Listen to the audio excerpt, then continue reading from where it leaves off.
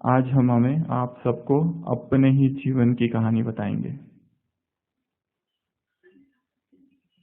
कैसे हमारा जन्म हुआ। हमारा दिव्य अलौकिक जन्म सीधा अव्यक्त बाप दादा के द्वारा हुआ है। हमने हमारे जीवन की सबसे पहली मुरली जो है अव्यक्त बाप दादा के मुख से सुनी। जीवन की पहली मुरली। हमारा जन्म बाप दादा की दृष्टि और बोल के द्वारा हुआ और जन्म स्थली है मधुबन।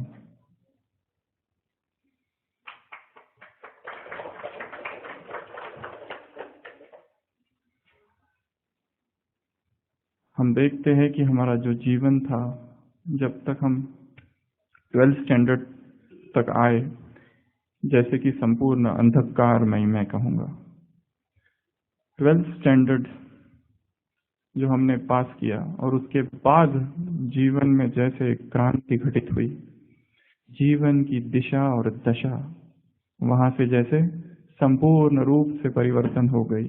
जीवन जो संसार की ओर बहा जा रहा था वो वहां से मुड़कर अध्यात्म और ईश्वर की ओर मुड़ गया। 12th स्टैंडर्ड की एग्जाम हमने पास की, हमने अभी दी थी, और उसके बाद में हमारे जो लौकिक पिता है, सेवाग्राम मेडिकल कॉलेज का अपना एक मेडिकल कॉलेज है, उसकी एक एंट्रेंस एग्जाम देनी होती है। उसमें 3 सब्जेक्ट होते हैं, फिजिक्स, केमिस्ट्री और बायोलॉजी, और एक चौथा सब्जेक्ट होता है जिसका नाम था गांधीयन थॉट्स, जिसमें महात्मा गांधी के जीवन चरित्र का अध्ययन करना होता है और उसका एक पेपर होता है। जैसे मैंने कहा, 12th तक जैसे संपूर्ण अंधकार, और वो किताबें हमारे पिताजी ले आए। उसमें जो महात्मा गांधी जी का चरित्र था, the story of my experiment with truth, English में था, उसका जो कंसाइज छोटा वर्जन एडिशन, तो वो हम पढ़ने लगे। और जैसे जैसे उसको पढ़ने लगे, हमको लगा ये जैसे जीवन है, हमारा ही जीवन है। इन्होंने जो जो गलतियां की है, जैसे हमारी ही गलतियां है। और वो किताब पढ़ते पढ़ते 6 मास के लिए संपूर्ण मौन में हम चले गए। संपूर्ण मौन अर्थात संपूर्ण मौन। घर वालों को लगा इसको क्या हो गया है, अचानक से इतना मस्ती करने वाला, उधम मचाने वाला अचानक से शांत हो गया। वो किताब हम पढ़ने लगे, पढ़ने लगे, पढ़ने लगे, पढ़ने लगे, और जैसे हमारा मन जो इस संसार की ओर था, संसार से निकलकर अब ईश्वर की ओर लग गया। उसमें एक एक जो अध्याय था, वो पढ़कर पढ़कर जैसे कि वो मौन और गहन होता गया। उसी के साथ एक दूसरी किताब थी हमारे घर पे, बहुत ही फटी पुरानी, सेंट फ्रांसिस डी सेल्स की लव ऑफ गॉड, वो भी इंग्लिश में थी।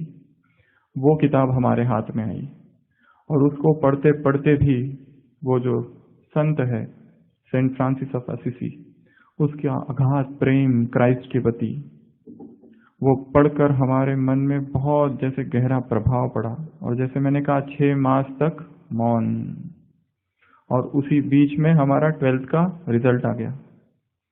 तब तक जैसे इस संसार से संपूर्ण वैराग हो चुका था, जैसे इस संसार में हम है ही नहीं। हमारा जब 12वीं का रिजल्ट आया तो उसमें काफी अच्छे परसेंटेज आए थे। 2 ग्रुप तब रहते थे, मैथमेटिक्स का पीसीबी और पीसीएम। तो जो मैथ्स का ग्रुप था उसमें भी हमको काफी अच्छे थे, 97, और बायोलॉजी का जो था उसमें भी 95। तो घर में एकदम जैसे सब खुश हो रहे थे। परंतु मुझे याद है मेरी जो स्थिति थी संपूर्ण वैराग वाली थी उस समय।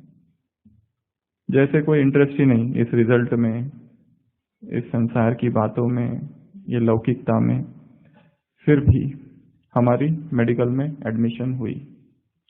कोई और जगह हमारा जो लौकिक जन्म हुआ है अमरावती में, वहां से हमारी जो एमबीबीएस के लिए एडमिशन हुई वो यवतमाल, वहां से 2 घंटे की दूरी पर है। तो पूरा जो एमबीबीएस था हमारा 4.5 वर्ष और फिर इंटर्नशिप 1 वर्ष। 4.5 वर्ष हम भगवान की खोज में थे। ऐसा शायद ही कोई दिन होगा जिस दिन हम कहीं ढूंढने उसको नहीं गए। उसी बीच असंख्य राम कथा, भागवत कथा, ज्ञानेश्वरी, अलग अलग जो शास्त्र होते हैं, जो कथाएं जो गलियों में होती है, गांव में, यहाँ वहाँ, वो हम सुनते थे। और उसी बीच हमारी जो लौकिक बहन थी, जो हमसे 1 वर्ष बड़ी थी, वो अचानक ज्ञान में आ गई। वो भी डॉक्टर थी, हमसे 1 वर्ष बड़ी, परंतु वो अमरावती में, हम यवतमाल में। वो फर्स्ट MBBS, हम सेकंड MBBS, इस तरह से। और वो ज्ञान में ऐसे आई कि एक दिन सेंटर गई, उनकी जो टीचर थे वो ज्ञान में थे, उसके वजह से वो एक दिन सेंटर में गई और उसको लगा ये बस मेरा घर है, और वो ज्ञान में आ गई। और जैसे ही हमारी बहन ज्ञान में आई, हमारे घर में एक बहुत बड़ा हंगामा हो गया था, क्योंकि उसने बाहर से खाना छोड़ दिया था। तो हमारे पिताजी ने उनकी सारी किताबें फेंक दी, वो लाइट था वो भी फेंक दिया, और हम दूसरी ओर थे। हम थे भक्ति में, और हमारी बहन बिना भक्ति के सीधा ही ज्ञान में आ गई, और वो भी फिर छुप छुप के सब कुछ। तो हम फिर राम कथा सुनते थे, भागवत कथा सुनते थे, और जो हम सुनते थे घर पे आकर सुनाते थे कि भगवान श्री राम कहते हैं। तो हमारी बहन कहती थी, अच्छा वो त्रेता वाला राम। तो मैं बहुत आश्चर्य होता था, ये क्या है इसका।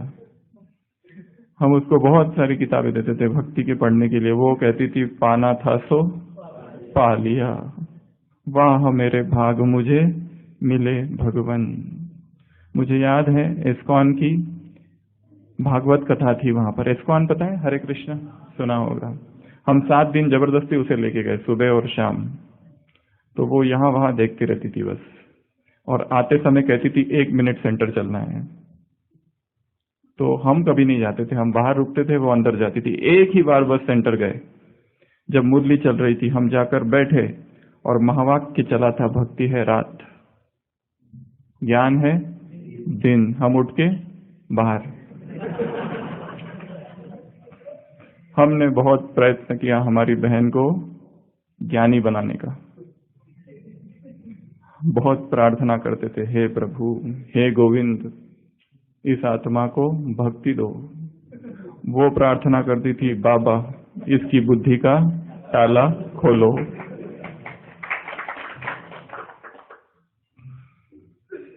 तो हम दूसरी जगह, वो इस जगह, क्योंकि उसका भी बहुत विरोध हुआ था, इसके लिए वो शांत थी, चुपके से जाती थी।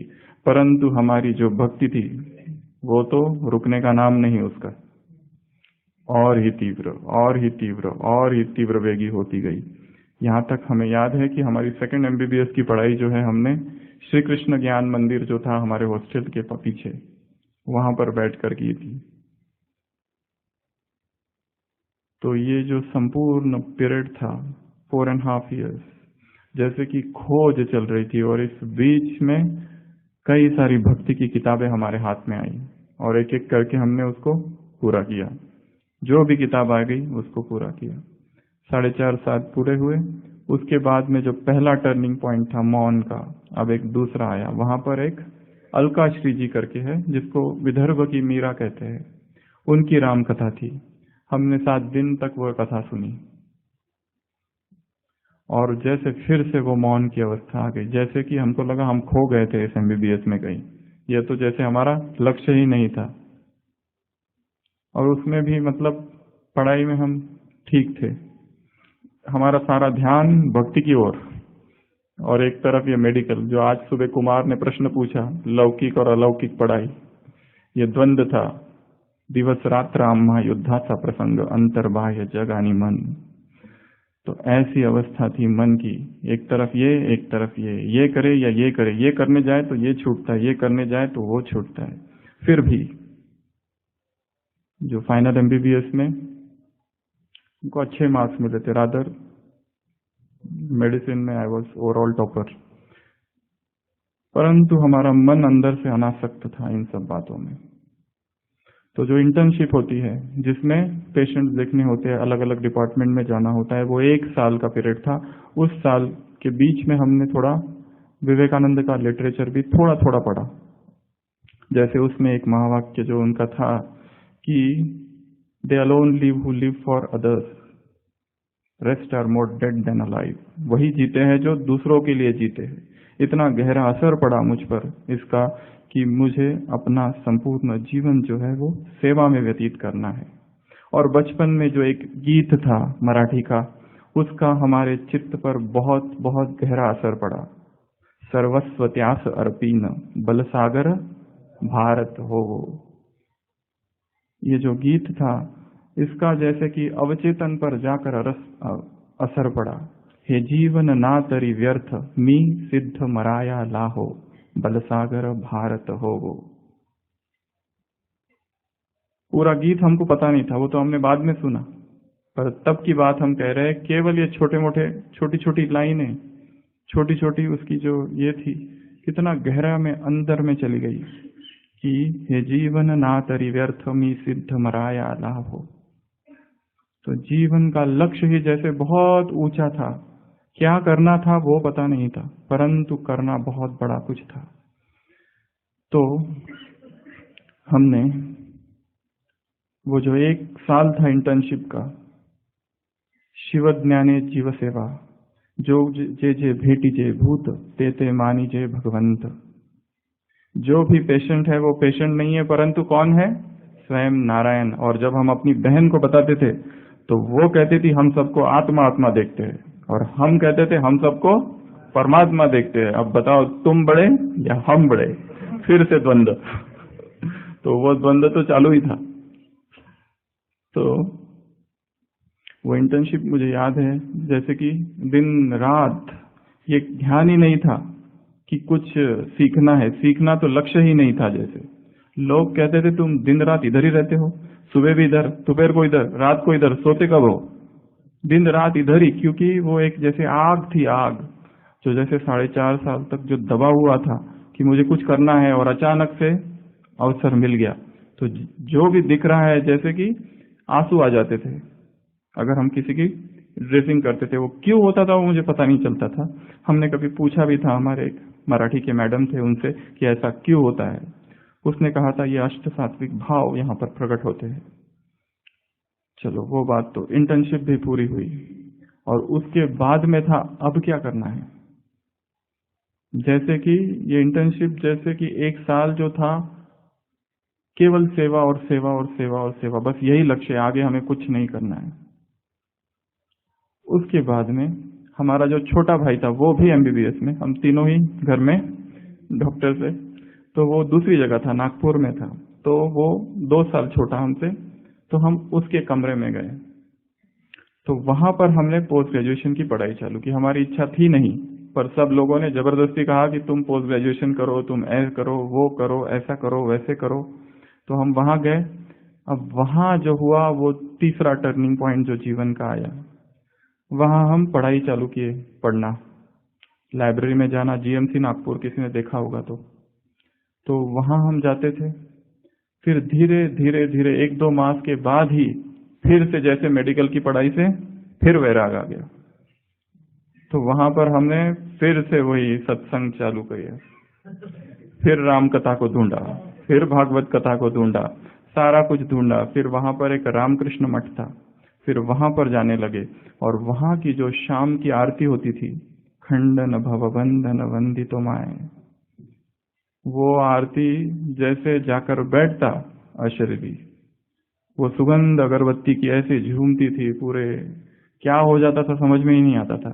बस मगन अवस्था हो जाती थी, जैसे वो गीत बजता और मगन अवस्था। तो धीरे धीरे फिर हमने विवेकानंद का साहित्य पढ़ा। सबसे पहले उनका जीवन, फिर 8 खंड है, 8 अभी 9 हो गए, उनका complete works of Swami Vivekananda. उसके बाद में उनके जो गुरु थे रामकृष्ण परमहंस, उनकी किताब है गॉस्पेल ऑफ श्री रामकृष्ण, ज्ञान चरणामृत, कथामृत, वह पढ़ी। तो मेडिकल की पढ़ाई फिर से छूट गई। फिर अभी एक ही काम, बस ये पढ़ना। और वहां के सन्यासियों को देखकर मन में तीव्र वैराग उत्पन्न हुआ। केवल वही नहीं, और भी हमने बहुत सारी जगह की है। कंपैरेटिव स्टडी ऑफ रिलीजन जिसको कहते हैं, वहां पर एक चर्च था। 3 मास हम केवल उस चर्च में गए, जैसे कि केवल क्राइस्ट की भक्ति, बाकी ये हिंदू धर्म का छोड़ दिया उस 3 मास में, केवल और केवल क्राइस्ट। वहां की जो उनकी जो सभा होती थी सुबह शाम, केवल वो पूरा हुआ। उसके बाद में बौद्ध, सिख, अलग अलग धर्म, क्योंकि रामकृष्ण जी को पढ़ा था तो उन्होंने हर धर्म की साधना की थी, तो हमने सोचा कि हम भी ऐसी हर धर्म की साधना करेंगे। तो हर धर्म में एक दिन ब्रह्मा कुमारी केंद्र पर भी गया देखने के लिए। तब तो विवेकानंद पढ़ा नहीं था। विवेकानंद पढ़ने के बाद जैसे बुद्धि थोड़ी सी बड़ी हो गई थी कि सारे जो मार्ग हैं भगवान की ओर जाने वाले हैं।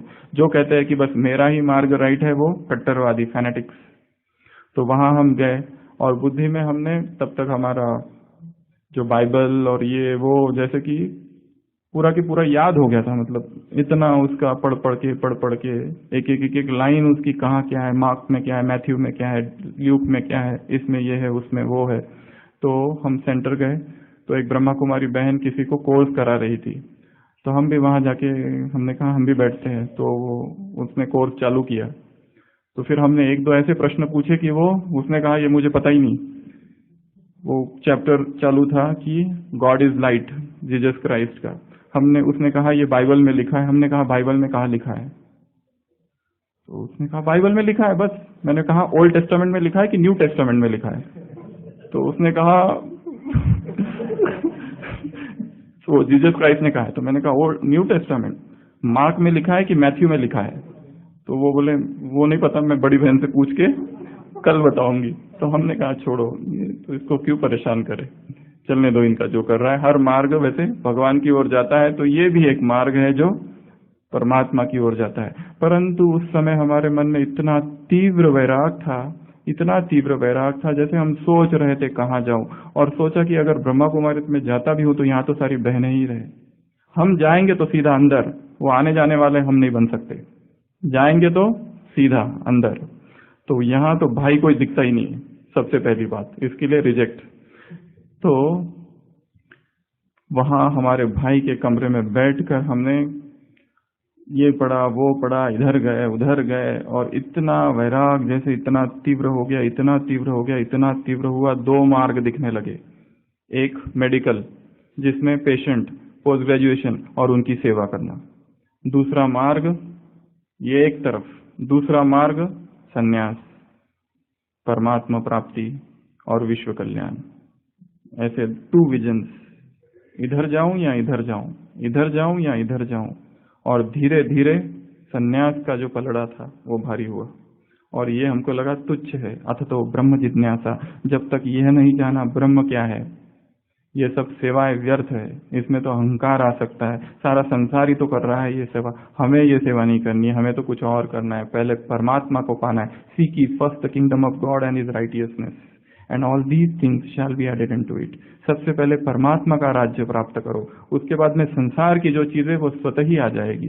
बाइबल का एक वाक्य हमारे मन में जैसे गूंजते रहता था, seek ye first the kingdom of God, पहले उसके राज्य को प्राप्त करो। तो हम वहां हमारे भाई के कमरे में मौन 6 मास, हमारे भाई को पता ही नहीं हमको क्या हो रहा है। वो वहीं एक ही कमरे में, वो अपना जा रहा है कॉलेज, आ रहा है, पर उसे ये नहीं पता हमें क्या हो रहा है। और हमने मन ही मन फाइनल एक डिसीजन लिया एक दिन कि मुझे अब इस संसार का परित्याग करना है। विवेकानंद ने एक जगह कहा है, I don't want ambiguous type of personality who are half monks and half householder. मुझे ऐसे संदिग्ध व्यक्तित्व नहीं चाहिए जो आधे सन्यासी है और आधे गृहस्थी है। एक तो इधर रहो या तो आउट। आई हेट मैरिजेस, एक दूसरा वाक्य था।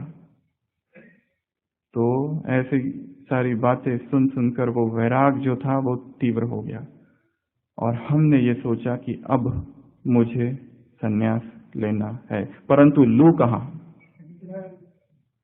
स्पिरिचुअल बाजार भी बहुत बड़ा है। हमने लगभग 50 संस्थाओं की लिस्ट बनाई, रामकृष्ण मिशन, चिन्मय मिशन, योगादा सत्संग सोसाइटी, ऐसी 50 इंस्टीट्यूशंस की लिस्ट ब्रह्मा कुमारी सबसे लास्ट,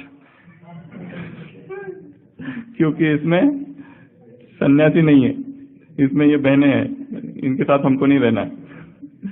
तो 50 इंस्टीट्यूशंस की लिस्ट, और एक दिन आया और फिर हमने उसमें से फिर फाइनलाइज किया कि रामकृष्ण मठ में जरा ठीक है, यहां हम जाएंगे।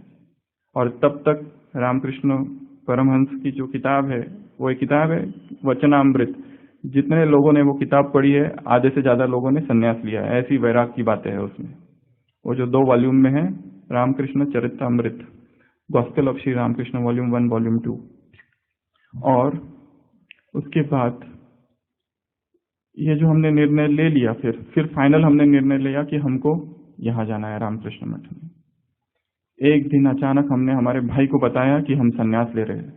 वो एकदम घबरा गया, एकदम डर गया, बोला क्या, एक बार घर पे बता दो और फिर जहां जाना है जाओ। मैं कहा मैं घर पे नहीं बता रहा हूँ, कहीं पर नहीं बताऊंगा, मैं अभी के अभी जा रहा हूँ। तो वो बिल्कुल एकदम रोने लगा कि नहीं ऐसे मत करो, घर पे एक बार बता दो। तो हमने कहा ठीक है। तो हम घर गए और घर पे जैसे बताया, एक बहुत बड़ा धमाका हुआ, जबरदस्त धमाका, ऐसा धमाका कि 1 मास तो हमको घर में ही जैसे बंद कर दिया।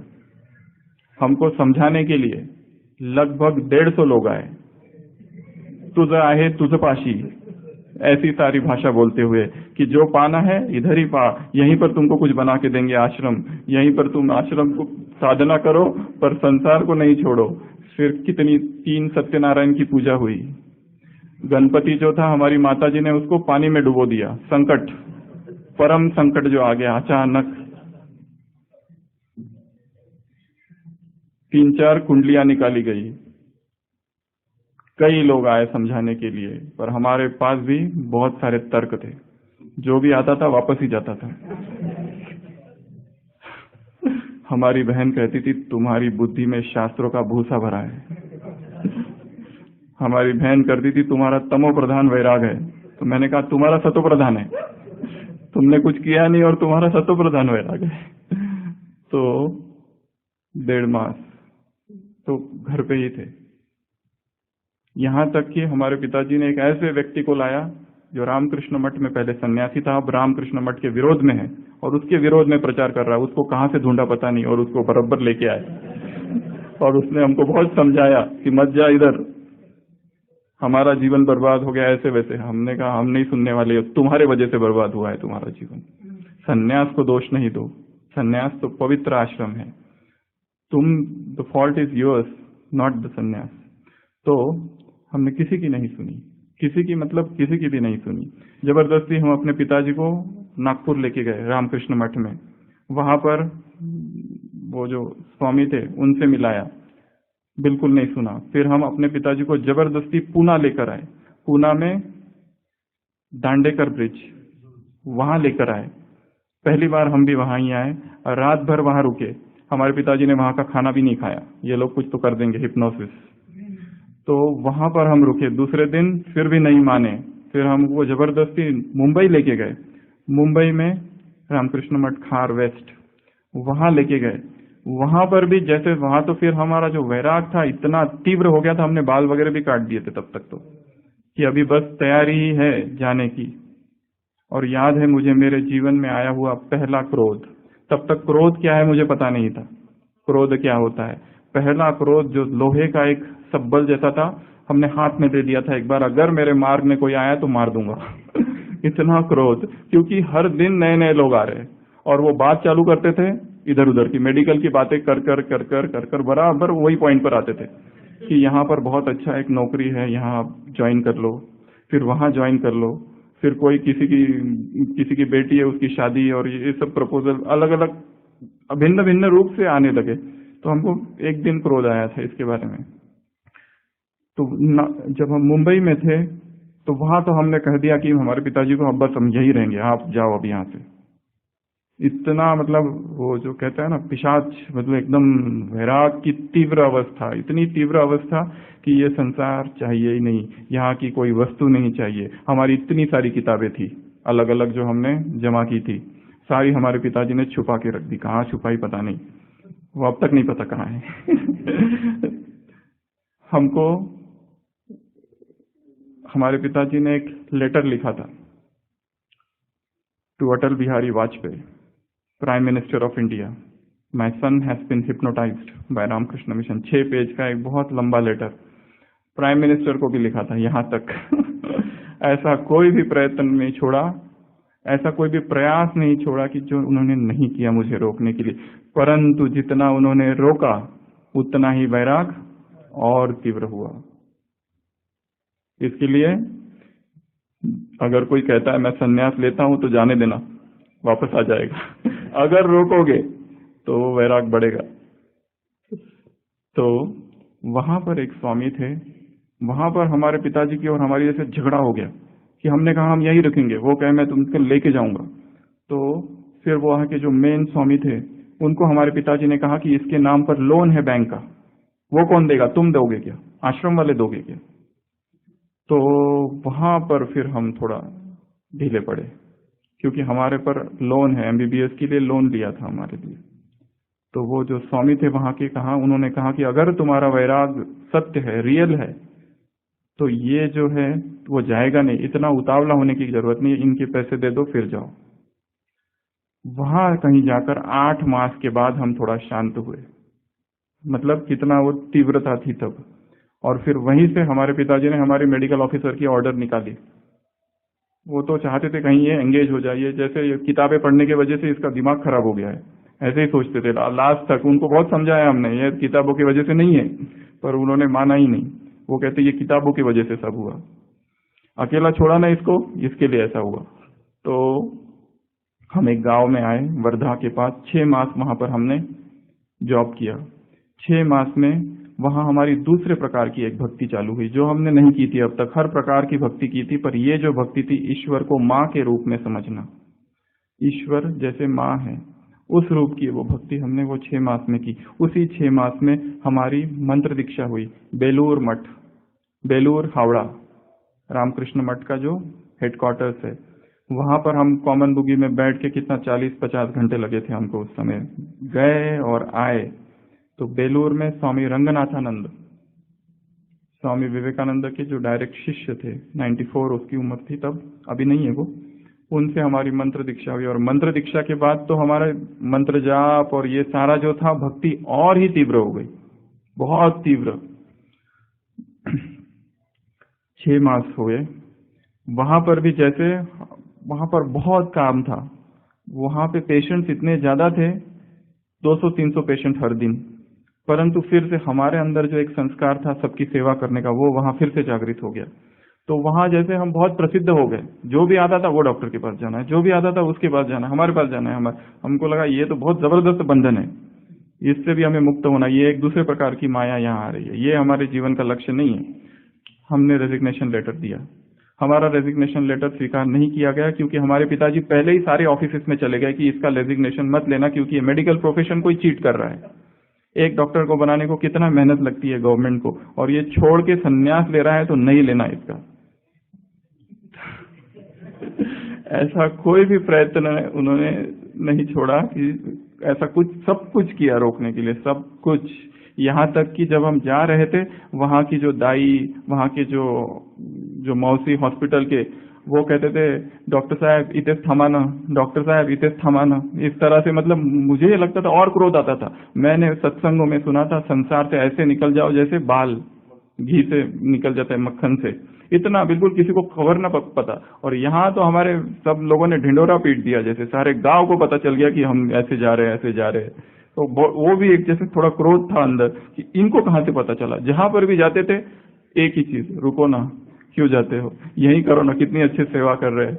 यहाँ तक कि मुझे याद है हमारे माँ बाप, हमारे माताजी पिताजी मुझे मिलने एक बार आए थे, तो जो रिक्शा वाला था वो भी कह रहा था कि नया डॉक्टर आया, उसने मेरी सारी बीमारी ठीक कर दी। तो उनका मोह तो और ही बढ़ गया फिर। तो इतना मतलब ये था, और हमारी स्थिति एकदम वैराग की थी, इतना सूक्ष्म वो वैराग था। 2 अवस्थाएं थी, एक तरफ वैराग और दूसरी तरफ ईश्वर प्राप्ति, परमात्मा मिलन की लगन, कैसे उसको पाऊं। और इनको तो समझ में ही नहीं आ रहा है मैं ये क्यों कर रहा हूं, उनको तो लग रहा है ये किताबों की वजह से ही हो रहा है। पर एक तरफ जैसे वो आग थी ईश्वरीय प्रेम की, प्रभु प्रेम की, क्योंकि हम वहां पर रामकृष्ण मठ में तो वहां इतने सारे उपनिषद थे, एक एक करके सारे उपनिषद पूरे किए। वहां जो जो किताबें थी, भक्ति का जो जो लिटरेचर था, वो एक एक करके सारा पूरा किया। डिवाइन लाइफ सोसाइटी और क्या क्या क्या क्या, Christian, Roman Catholic saint, saint John, saint Bernard, saint Francis of Assisi, इतने एक एक करके, और एक एक किताब से तीव्र वैराग कि जैसे अभी भगवान को पाना है, अभी उसे पाना है। तो एक तरफ तो परमात्मा प्रेम, एक तरफ वैराग, और दूसरी तरफ ये विरोध। ऐसी हमारी अवस्था थी। मुझे याद है इसी अवस्था में हमारी बहन हमको जबरदस्ती एक माता के पास लेके गई थी एक बार। वो माता गीता पाठशाला चलाती है, उसको लगा शायद कुछ कर दे, तो वो हमको उस माता के पास लेके गई। वो माता ने हमको बहुत पावरफुल दृष्टि दी, हमने भी उसको बहुत पावरफुल दृष्टि दी। उसको लगा कि हम उसको दृष्टि देकर शायद इसका बुद्धि थोड़ा इसको रोक दे। तो हम तो उस अवस्था में थे, सर्व खलविदम ब्रह्म, प्रज्ञानम ब्रह्म, ब्रह्म सत्य जगन मिथ्या, ये सब मिथ्या है। जो दिख रहा है केवल भास है। ये सेंटर, वो ब्रह्मा कुमारी, ये कपड़े, ये सब कुछ भास ही भास है। जगत मिथ्या है, प्रज्ञानम ब्रह्म। वेदांत का अध्ययन किया था, उपनिषदों का, तो उपनिषदों के जो वाक्य है वो जैसे रग रग में समाये थे। तो ये सब मिथ्या है। इसके लिए हम उस माता जी को भी देख रहे थे कि ये माता भी मिथ्या है, कुछ भी नहीं है ये, इसके दृष्टि का कोई प्रभाव हम पर नहीं पड़ने वाला है। तो हमारी माँ का रोना धोना तो बहुत चालू था। हमारी माता जी ने कहा, अगर तू गया तो मैं ये जो कुआं है सामने घर के, उसमें कूद के मर जाऊंगी।